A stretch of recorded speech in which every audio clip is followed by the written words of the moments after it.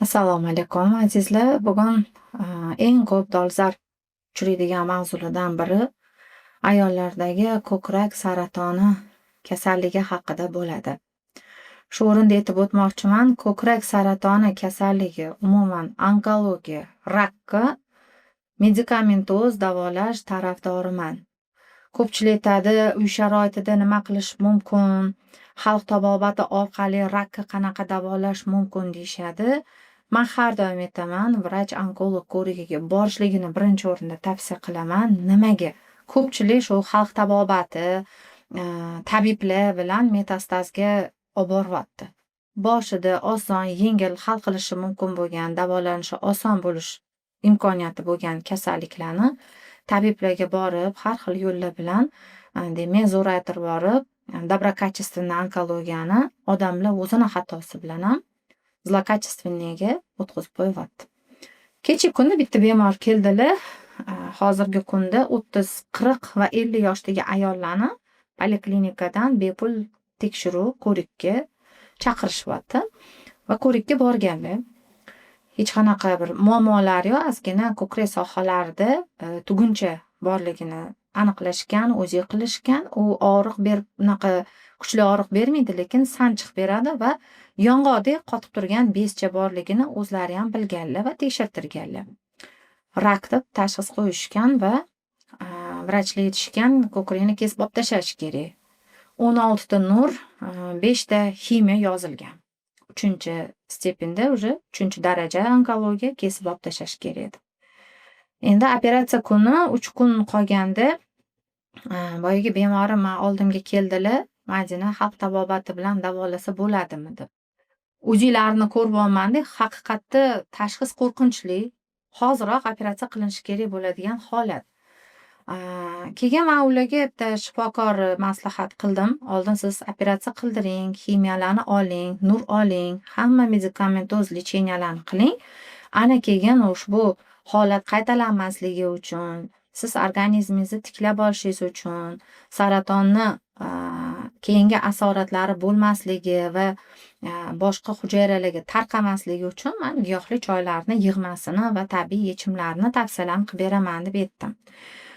Shu o'rinda bitta onkolog, mamolog, vrach professor Mirzamuhammedov Hojiakbar Kamalovichni tavsiya qildim. Ular Toshkent shahri oblastnoy onkologiyada ishlaydilar, professor. Yoshlari kattaroq doktor, shifokor. Bitta shularga maslahat qilib borib vaqing, hamma analizlaringizni oling. Endi bu respublikanskiy onkologiyada bo'layotgan holat. Mana shu shifokorga borsalar, tekshirgan, o'zi qilgan, sanda rak yo'q deyaptilar-da. O't qarang, bitta shifokor o'lasan, hozir kesib tashlash kerak deyapti. Bittasi hech qanaqa sanda rak emas. Bez kelib qolgan, ozgina sanda vaspaleniya bor, shamollash bor deb 2-3 xil tabletka, serata yozganlar, 3 oy ichasan, o'zi so'riltirib yoradi deb. Keyin mayza yozib berganlar. Issiqroq qilib yurgan, gaz oldidan, tandir oldidan, issiq sovuqdan ehtiyotlanib yur, nimcha kiyib yur, terlab qolish mumkin emas. O'zingga bitta razmer kattaroq bo'lgan, byuzgalter, ich kiyimni kiyib yurgin deb tavsiya berganlar. Endi boyagi ayol yana qaytib keldilar. Madina, men nima qilay? Bittasi o'lasan, operatsiya qilmasak bo'lmaydi, kesib olib tashlash kerak, o'pkangga tarqab ketgan deyapti. Bittasi soppa solsan tegmagan, hech qanaqa kasal emassan deyapti. Qaysi biriga ishonishni bilolmayapman deyapti. Yadro tekshiradigan apparatlargacha tushib chiqqanlar. 18 milliondan oshiq pul ketgan tekshiruvga. Endi men nima demoqchiman bu bilan? Ikkalasi ham shifokor, ikkalasi ham onkolog. Lekin ikkalasining tashxisi 2 xil bo'lyapti. Keyin so'radim.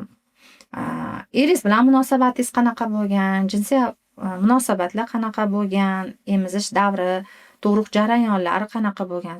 Hammasi normal, hammasi yaxshi. Turmush o'rtoqlari bor, 3 ta farzand ko'rganlar, laktatsion period davrlar yaxshi. Klimaks hali boshdan kechirmaganlar, har 28 kunda stabil sikl almashinuvi bo'ladi. Qaysidan qolmaganlar, hech bir patologiya yo'q bundoq qaraganda. Lekin poliklinikadan shunaqa analizlar topshirib, onkologiyaga направление olib, u yoqqa borib qayta ko'rikdan o'tganda shunaqa yomon xabar eshitishgan. Endi men nimani tavsiya qilmoqchiman sizlarga? Birinchi o'rinda mana shu onkolog, mamologga nomerini bering. Balki sizda, balki yaqinlaringizda, biror tanishingizda endi hozir ko'krak saratoni juda ham ko'payib ketgan. Agar mana shu professor, mana shu vrach ham haqiqatda kesish kerak, operatsiya qilmasa bo'lmaydi desa, 100% ishonch bildirib aytaman, rostdan ham operatsiya qilish kerak. Shaxsan men bu vrachni tasodifan buxorolik bemorimdan suhbat orqali bilib qolganman-da, shunaqa inson borligini. Ko'zim bilan ko'rmaganman. Meni ishim ham tushmagan. Bu reklama ham emas. Просто meni azaldan kuzatadiganlar, profilimni kuzatadiganlar bilishadi. Men har doim eng ishonchli, eng insofli shifokorlarni, albatta rezultat beradigan shifokorlarni, firmalarga vijdonini sotmagan shifokorlarni raqamini, hamma ism sharifini yozib qoldiraman kuzatuvchilarga, kimga borishni bilmay bosh qotib turgan odamlarga yordam bo'ladi deb. 15 ga yaqin bemorim ko'krak saratoni yoki ko'krakdagi og'riqlar bilan murojaat qilishdi. 50-55 yoshda sut kelishi bilan murojaat qilishdi. Og'riqlar bilan, sanchiqli holatlar bilan ham murojaat qilishdi. Toshdek qotib ketgan ko'krak bezlari, limfa tugunlari shishib ketgan bemorni ko'rganimda men o'zim ham qo'rqib ketdim. Rostdan ham raksiz, sizni давайте birinchi medikamentoz lecheniya qilsin onkolog. Men oldimga o'shani lecheniyasini olib bo'lib, keyin keling, keyin tabiiy yo'li bilan fitoterapiya qilamiz deb aytganimda ham, shu odamga jo'natganimda yarim O'zbekiston operatsiya degan bemorlarim operatsiyasiz tuzalib ketishyapti. Yana 400 ming, 500 ming so'mlik dorilar bilan ham tuzatyaptilar. Mana bu dorilarni yozib berishdi, menga retseptini tashishadi. Обыкновенно oddiy sostavi hammaga ma'lum bo'lgan, lekin 30-40 yillik tarixga ega bo'lgan preparatlarni yozar ekanlar. Keyin meni ko'rigimga muncha berasan degan holat yo'q. Ko'p gapirmay, давайте nomerini yozib olinglar. Mirza Muhammedov Hoji Akbar Kamalovich. Bir yilda bir marta shu odamga borib, желательно 35-40 yoshdan keyin ko'krakni tekshirtirib turinglar. 90lik kodi 947 82. Viloyat onkologiyasida ishlaydilar. Onkolog, mamolog. Ya'ni oblastnoy onkologiya bu Toshkent shahri Taxtapulda joylashgan onkologik dispanserda ishlaydilar. Telefon qilib boringlar. Har doim ham ish joyida bo'lmanglar. Qaytarib aytaman. Mirza Muhammedov Hoji Akbar Kamalovich, onkolog, mamolog. 90lik kodi 947 82. Endi sizlarga shu o'rinda yana bitta tavsiya berib o'tmoqchiman. Ayollar ko'krakni nihoyatda ehtiyotlash kerak. Ayniqsa emizish laktatsion davrda juda ko'pchilik shamollatib qo'yadi, yengil yupun kiyinadi, terlab turib tashqariga uchib chiqishadi. Yangi tuqqan kelinlarga, endi ona bo'lgan ayollarga, bolasini emizikli ayollarga tavsiyam har doim ichinglardan HB materialli mayka, futbolkalar kiyib yuringlar. Ko'p bemorlarim kelganda birinchi beradigan zamechaniyam kiyimni shundoq golli tanaga kiyib olishadi. Qishmi, yozmi mayka bo'lishi kerak. Bu birinchisi. Ikkinchisi, har qanday ichki kiyimda, ayniqsa bu ayollarning byuzgalter, endi uyatli kulish kerak emas, lekin buni kimdir aytish kerak. Byuzgalter ichki kiyimni HB mayka kiyib ustidan taqishlikni tavsiya qilaman. Har qanday byuzgalterda baribir ichida sintetik poroloni bo'ladi. Chunki 100% tabiiy matodan qilinsa, u cho'zilib ketadi. Tez elastikligini, gibkistini yo'qotadi, formasini yo'qotadi. Shuning uchun uni ichiga porolon qo'yishga, sintetik matolardan tikishga majbur bo'ladi. Va mana shu sintetik mato tanaga hech qanaqa nimasiz, HB mato aralashmasiz birga bir teginib tursa, endi qishda uncha emas, lekin yozda kuni yomon terlatadi. Ko'p ayollar aytadi, "Meni ko'kragim terlaydi, постоянно darsmol qo'yib yuraman" deyshadi. Mana shu terlaganda siz konditsionerli xonaga kirasiz, korzinka univermarkka kirasiz, konditsioner varillab ishlaydigan ishxonalarda ishlaysiz. Siz ko'chadan shoshib keldingiz ishxonaga yoki bozordan uyga keldingiz, uyda konditsioner yoqib turibdi. Допустим, ventilyator yoqib turibdi. Uyingizga kirganda "Voy, muzdekkina ekan" deysizda, darrov muzdekkina qovun tarvuzingizga yopishib, muzdekda darrov yotib olasiz. Terlab kelgan kiyimingizni birdaniga almashtirishga urinishingiz mumkin. Mana shunaqa holatlarda, shunaqa paytlarda ko'krak shamollaydi. Shamollagandan keyin limfa tugunlari kattalashadi. Ko'krakda sanchiqli og'riqlar paydo bo'ladi. Birdaniga emas, bir og'rib qo'yaveradi, bir og'rib qo'yaveradi. Kamdan kam temperatura beradi. Ana keyin уже muammolar yig'ilib, limfa tugunlar kattalashib, vaspaleniya bo'lgan joyda nima bo'ladi? Har doim suv yig'iladi. Shamollash bor joyda suv yig'iladi. Suv bor joyda har doim o'sma o'sadi. Suv bor joyda har doim kist o'sadi. Bu suv hatto suyida yig'ilsa ham. Ana tizda ham shaqir-shuqur bo'lsa yoki qo'llarimizni qars-qurs qilursak, suyaga ishqalanadi-da, shu joyda yallig'lanish bo'ladi yoki shamollash hisobiga suv paydo bo'ladi. Eshitgansizlar-ku, tizzasidan suv oldiribdi, ta'zidan ham suv oldiribdi deb. Men ko'rdim martada tizzada tazobedrenniy часть, ikkita suyak o'rtasida ham kista o'sgan holatlarni. Chunki suv bor joyda har doim o'simta o'sishga moyil bo'ladi. Va mana shu o'simta onkologiyaga aylanib ketishiga birinchi sabab bu asab bo'ladi. Nervdan siqilsa, ayol kishi kuchli stress olsa, kortizoli oshib ketsa, gormonal balansi normadan o'ynab ketsa, insulini oshib ketsa va albatta o'sha paytda klimaks davrini o'tayotgan bo'lishi mumkin. Klimaks davrida ayniqsa ayol kishiga erkak kishi nihoyatda kerak. Shuning uchun har doim aytaman, musofirda erkaklar. Ayolingiz 40 yoshdan o'tdimi, klimaks davridami, juftliklar birga yashash kerak, jinsiy munosabat stabil, aktiv bo'lishi kerak. Bo'lmasa onkologiya ko'payib ketadi. Onkologiyaga moyillik protsent darajasi oshib ketadi. Mana shuning uchun nima demoqchiman ayollarga? O'sha ichki kiyimni kiyishdan oldin HB mayka kiyinglar, keyin byuzgaltera taqinglar, shunda kamroq terlaydi. Terlagan taqdirda ham HB mato suvni o'ziga shimib oladi. Hech qachon konditsionerli xonada kiyimlarni almashtirmanglar. Bir pasda bu bez deb qo'yibdi. Bu ko'krakga hamma a'zo deb qaraydi, lekin o'zi bu bez. Va yog' qatlamlari bilan u qadar boshqa ichki a'zolarimizdagi himoyalanmagan bez hisoblanadi. Va albatta mani bemorimda yana bitta holat bo'lgan. Nimani hisobiga shunaqa shamollash bo'ldi? Bir eslab ko'ringchi, qachondan boshlandi desam, qizlar bilan gapda yig'ilib, dachaga chiqishgan, chiniqishmoqchi bo'lishgan, saunada yaxshilab parlanishganda, muzdek basseynga o'zligini tashashgan. Qiy-chuv qilib, maza qilib. Hali ho'l kupalnikda, ho'l kiyimlarda cho'milishganda o'tirib olib, tarvuz yeb, shashlik-g'o'rlik qilib, yana basseynga tushib urishgan. Albatta, basseynga tushib cho'milgandan keyin erinmanglar, hurmatli ayollar, kiyimlarni almashtirib olinglar. Erkaklar bitta plavkada cho'miladi, lekin ayollar bosh oyoq kiyimda cho'miladi. Pochka shamollaydi, ko'krak shamollaydi, matka shamollaydi. Mana shu narsadan boshlanyapti. Va albatta, hurmatli ayollar, nima uchun hozir onkologiya ko'p, nima ko'p desanglar, birinchi o'rinda sabab mana bir telefonni ko'rsataman sabab qilib. Nurlanish kuchli. Это radiatsiya. Onkologiya qachon ko'paygan? Mana tarixga nazar boqsak, statistikada qachon ko'paygan onkologiya? Portlashlar bo'lgan, urushlar bo'lgan, radiatsion bombalarda, mana masalan Hirosima, Nagasakiga Amerika bomba tashaganda Yaponiyada portlash bo'lgan. Bir necha yilgacha urutlar, onkologiyalar, raklar va shu mutatsion odamlar ko'p tug'ilgan. 70-80 yilgacha o'sha hudud izolyatsiyalangan. Endi siz tasavvur qiling, ana o'sha qobiqqa 100 dan, 1000 dan bir qismini siz mana shu telefon bilan soatlab yuribsiz. Kechqurun uxlayotganingizda telefonni boshqa xonaga olib chiqib qo'yinglar. O'chirib qo'yinglar yokida. Yoqib o'tiribdimi, bu nurlanadi, o'zidan radiatsiya taratadi. Shuning uchun bosh og'riq ko'payib ketyapti.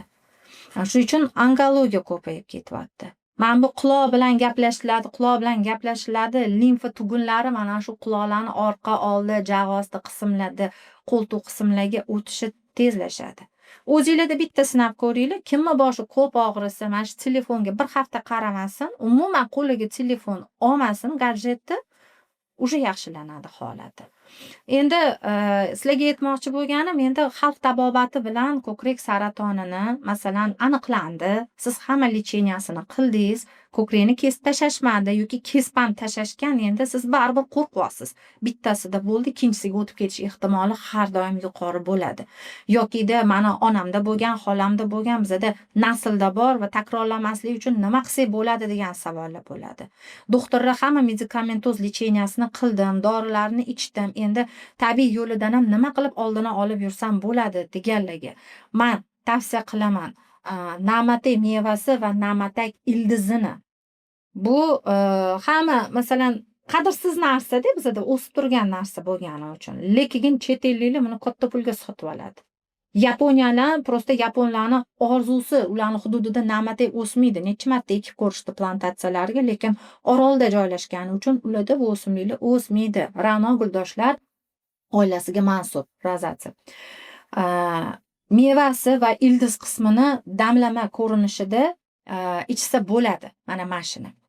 Keyingisi, men eng yaxshi ko'radigan giyohim 300 turdagi kasalliklarga shifo bo'ladi. Bu tirnoq gul. Kalendula deyiladi, tirnoq gul guli. Buni tirnoq gul gulini sap-sarig'i ham bor, lekin meniki sifatliroq. Iloj bo'lsa topsanglar, mana shunaqa to'q sariq sabzi rangini olinglar, bu yangi terimi bo'ladi. Vaqt o'tgan sari sarg'ish bo'lib sarg'ayib ketadi. Bunda demak tarkibidagi vitaminlar, kerakli moddalar yetarli bo'ladi. Bundan ham demak choyla damlab ichib tursanglar bo'ladi. Keyingisi ko'krak saratonini, umuman onkologiyani tek tugi bilan hujayra darajasida yo'qotadigan o'simlik bu polin hisoblanadi. Polin nima desam ekan? Mana onkologiyada hujayra mutatsiyaga uchragan bo'ladi, ya'ni ko'payib ketaveradi. Ana o'sha mutatsion hujayralarni va tanaga yot bo'lgan hamma gijja, parazit, lambluz, qurtlar 200 xil parazitni ham nobud qiladi. Onkologiyani ham juda yaxshi davolaydi. Faqat bitta salbiy effekti bor. Juda ham achchiq. Mazasi juda ham achchiq bo'ladi. Effektiga nima desam bo'ladi? Ruslar aytishadi-ku, zubdayu zo'r ta'sir qiladi. Keyingi beradigan tavsiyam bu aynan jenskiydagi onkologiyalarga ildiz, lapuh ildizi. Lapuh ildizi kista, mioma, mastopatiya, fibroz hamma narsaga yaxshi. Ko'krakdagi bezlarga, ko'krakni 4 tala stadiya onkologiyasiga, oldini olish, lecheniya, profilaktika hamda operatsion perioddan keyingi reabilitatsiya davriga ham juda ham yaxshi ta'sir qiladi. Lapuh ildizi это rossiyskiy, lekin O'zbekistondan topish muammo emas. Mana shu 4 talasidan olib zborka qilib olinglar. Xohlasanglar zborka qilinglar. Men tavsiya qilaman mana bu uchalasini zborka qilishni. Polinni o'zini alohida ichish kerak, chunki mazasi achchiq. Men bu uchalasini mazasi bir muncha xushro'y hisoblanadi. Sizlarga aytadigan bo'lsam, tabiiy sinalgan, rosa ko'pchilik aytadi, doridan ko'ra mana shu giyohlardan men ko'proq foyda oldim deyishadi. Lekin to'g'ri, men fitoterapevtman, men provizorman, lekin men farmakologman. Men birinchi o'rinda tibbiyotni qo'yaman, vrachebniy, lechebniy, medikamentoz dori-darmonni har doim birinchi o'ringa qo'yaman. Ko'pchilik aytadi, hozir dorilar sifatsiz, hozirgi preparatlar yaxshi emas. Niyat, bunaqa emas. Prosta biza yaratayotgan dorini to'g'ri tashxis qo'yilib, tegishli odamga berilsa va buyurilgan tartibda qoidasi bilan qabul qilinsagina, u yaxshi o'zini rezultatini, effektini ko'rsatadi. Lekin oxirgi paytda ozgina biznes ham bo'lib ketdi. Shuning uchun men ham farmakognoziya, ya'ni dorivor o'simliklar, ham farmakologiya o'rtasidagi odamman. Ikkalasidan ham men dars beradigan odamman va ikkalasini ham kerakli paytda tegishli joyda zaruratiga qarab qo'llashni tavsiya qilib boraman. Endi masalan onkologiyaga nima giyohlaringiz bor deyishsa, bulardan tashqari yana O'zbekistonda topib bo'lish qiyin bo'lgan yana 5 ta giyoh bor onkologiyaga. Men hammasini zborka qilib qo'yganman. Mana bizani zborkalarimiz bor. Imенно rak, yazva, onkologiyasi bo'lganlar, kista miomasi borlar, oshqozonini oldirganlar, ichak onkologiyasi ayniqsa juda ham nimadir maza qilishadi, shuni aytishadi. Даже kровотечение ham tugadi. И gemoroyim ham kirib ketdi. 5 santimetr chiqib ketgan gemoroy ham 1 santimetr qolgan. Ichki treshinalargacha yaxshi qilib yuboradigan giyohim. Meni giyohlarim juda ham toza. Mana qo'llarimda shaxsan o'zim sborka qilganman. Tikoni kirib ketdi. Qo'limga даже changi yuqqani yo'q. Даже changi. Mana mashincha bo'ladi bitta upakovka. Narxi 150 mingdan. Endi onkologiyani darajasiga, holatiga, bemori yoshi, jinsiga qarab turib, buni men 1 oydan 6 oygacha ichishlikni buyuraman. Va albatta pochka qurib qolish holatiga ham juda ham yaxshi, jigarda sirroz, gepatitlarga ham rosa yaxshi. Buning ichida men yantog' ham qo'shganman o'zimdan sborka qilib. Endi yantog' ham faqat onkologiyaga emas, onkologiyadan boshqa barcha holatga, 29 xil salbiy holatga yaxshi shifo bo'ladi. Buni qanaqa tartibda ichiladi bu giyohlar? Holinglar o'zinglar topib sborka qilinglar. Holinglar bizada tayyor sborkasi bor. Buni olib ichsanglar ham bo'ladi. Mana 1 osh qoshiqni 300 ml suvga termosga damlab qo'yasizlar. Желательно kechqurun damlab qo'yish kerak. O'shanda tonggacha yaxshilab chiqib oladi. Qaynatishni men tavsiya qilmayman, chunki tarkibida ikkita giyoh bor, qaynatilganda u zaharga aylanadi. Damlama bo'lishi kerak. Damlama, qaynatma, tindirmali 3 xil tartibda tayyorlanadi va 3 xil holatda beriladi bemorlarga. Shuning uchun damlama davomiymi men aytgan tartibda qilinglar. Yana 5-10 daqiqa qaynatib o'tirmanglar. Zinhor qaynatish mumkin emas bularni. Termosga damlab qo'yasiz, kechasiga bo'ldi. Budilnik qo'yib uxlaysiz. Ertalab soat 5 da budilnik chaladi, termosingizdan olasiz, shu damlamani yarmini ichasiz. Dalshi yotib uxlasangiz yoki ibodatingizni qilishingiz, xullas zavtraqgacha 1-2 soat hech narsa yemasligingiz kerak bo'ladi. Nima uchun ko'p damlamalaringizni 5 da buyurasiz? Nima uchun ko'p damlamalaringizni 7 gacha iching deb buyurasiz deb bemorlarni so'rashadi. Uyg'ongandan keyin ichsa bo'lmaydimi deb. Azizlarim, inson organizmi shunaqangi ixtisoslashgan, ayniqsa jigar metabolizmi ertalab 5 dan 7 ga qadar o'zi uchun ishlaydi. 7 dan to siz uxlaguningizga qadar siz uchun ishlaydi. Ya'ni bizani iste'mol qilgan mahsulotlarimizni hazm qilishga, filtr qilishga, metabolik jarayonlarni aktivlashtirishga ishlab beradi. 5 dan 7 gacha jigar aktiv bo'lgan paytda mana shu damlamani ichilsa yoki bo'lmasam suyada sizda masalan muammo, suyana preparatlarini ham men aytaman, ukol dorisini kechqurun olish kerak yo'q, uxlash kerak deyman. Chunki kostная regeneratsiya, ya'ni suyana regeneratsiyasi uchun inson aktiv hayotda bo'lmasligi kerak, uxlashi kerak, qimirlamay yotish kerak deyman. Kalsiy preparatlari va mumyo qabul qilganda ayniqsa, xondroprotektorlar ham shu jumladan. Ertalab ko'proq jigari preparatlari yoki jigar uchun tavsiya qilinadigan malhamli giyohli gepatoprotektorlar уже ertalab qabul qilinishi kerak bo'ladi. Gormonal preparatlarni ham shu o'rinda men aytib ketay, endi bitta kelganda gapirib oldim-da. Aynan gormonal preparatlarni men ko'p retseptlarni ko'raman, 2 mahal, 3 mahal deyshadi. Juda og'ir holatlarda 2 mahal ichilishi yoki qabul qilinishi mumkin tanaga. Aksariyat holatlarda ertalab soat 11 ga qadar gormonal preparatlarni ichishlikni tavsiya qilaman. Nima uchun soat 11 gacha? Chunki soat 7 dan 11 gacha tanada tabiiy ravishda gormon ishlab chiqariladi. Sizdagi hamma hayotiy kerak bo'lgan gormonlar 7 dan 11 gacha juda aktiv bo'lib 60% ishlab chiqariladi, hammasi. Shunaqa paytda siz gormon ichsangiz yoki ukolini olsangiz, tana tashqaridan yot gormon kirayotganini sezmaydi. Ishoninglar, deksametazonni manchalik ko'p olgan odam bo'lmasa kerak. 3 martalab COVID bo'lganda ham olganman. O'g'illarim tug'ishdan oldin erta tug'ib qo'yish xavfi bo'lganda, menda o'shanda deksametazon buyurishgan. Na всякий случай bola sal o'sib olsin, o'pkasi rivojlanib olsin deb, lekin farzandlarim hammasi 40 haftalik tug'ilgan. O'shalarda olganman-da, shu narsani men institutda rahmatli Ahad aka, domlamiz Ahad aka bo'lardilar, 96 yoshli doda bo'lardilar. Shular farmakologiyadan aytganlar. Gormon preparatlarini 11 gacha olsang, tanang gormon kirganini sezmaydi, bilmaydi, semirib ketmaysan, gormonal balanslaring o'ynab ketmaydi, ishib ketmaysan, achoq bo'lmaysan va gormonga muteli ya'ni o'rganib qolish holati bo'lmaydi deb aytganlar va man roddomda har doim to'polon qilardim, что manga ertalabdan qilib qo'yinglar debda. Shuning uchun man 1 kilo ham lishniy vес olmaganman, semirmaganman. Bu tuqqanman, сразу 7 kilo vес tashlab, bir oy ichida yana o'zimga kelib olardim. Balki bu parodadir, balki boshqa, lekin aytganimga amal qilganlarda har doim yaxshi o'zgarish bo'lgan. Bu ginekologik gormonal preparat ichasizmi yoki bo'lmasam boshqa holatlargami farqi yo'q. Shu o'rinda mana shuni ham men aytib ketdim. Shifoli bo'lsin azizlarim, bugungi beradigan ma'lumotim shulardan iborat edi. Mani ismim Bakirova Madinaxon, oliy ma'lumotli provizor, fitoterapevt, farmakologman. Sizlar bilan ko'rishganimdan juda xursandman. Meni kuzatganingiz uchun rahmat. Bitta like bilan yurechani bosib qo'yish esingizdan chiqmasin.